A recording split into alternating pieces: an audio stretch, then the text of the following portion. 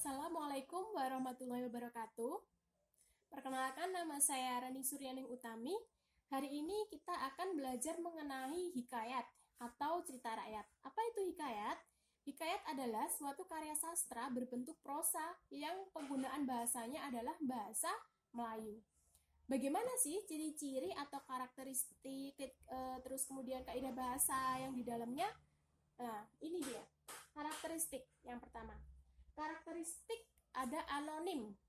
Anonim itu apa? Anonim adalah pengarangnya yang tidak diketahui atau bisa kata lain tidak ada pengarangnya, tidak diketahui pengarangnya itu siapa.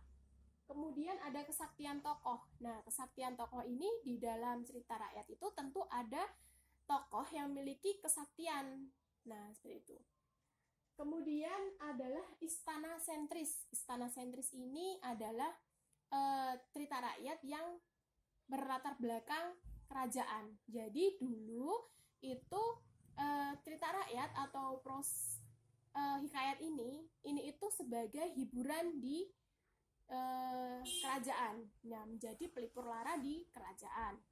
Kemudian pralogis. Pralogis itu adalah tidak logis, tidak masuk akal, hal yang tidak masuk akal dalam cerita. Nah, di dalam cerita rakyat ini salah satu cirinya adalah tidak logis. Nah, tidak logis ini contohnya, misalnya pembuatan candi dalam satu malam, itu kan tidak logis. Nah, itu masuk ke dalam pralogis.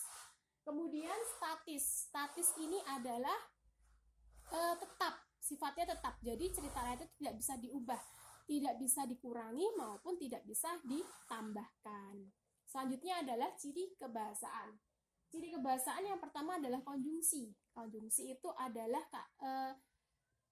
kata penghubung. Kata penghubung, jadi di dalam cerita rakyat itu mesti ada kata penghubung. Contohnya, maka, oleh karena itu, kemudian oleh sebab itu masuk ke dalam konjungsi. Selanjutnya adalah majas. Majas itu adalah penggunaan bahasa atau gaya bahasa yang digunakan. Dalam majas tentunya banyak sekali majas-majas yang digunakan.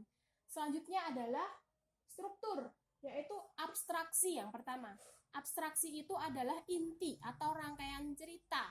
Bisa dikatakan ini adalah gambaran awal sebagai cerita rakyat itu sendiri. Jadi gambaran awal bagaimana cerita itu bisa dikembangkan. Selanjutnya adalah orientasi. Orientasi ini ada hubungannya dengan latar.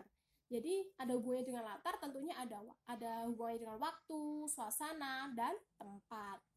Selanjutnya adalah komplikasi. Komplikasi ini adalah sebab akibat dalam cerita itu sendiri. Nah, sebab akibatnya ini kita bisa mengetahui bagaimana karakteristik dalam cerita rakyat. Kemudian evaluasi. Evaluasi ini adalah awal mula munculnya masalah.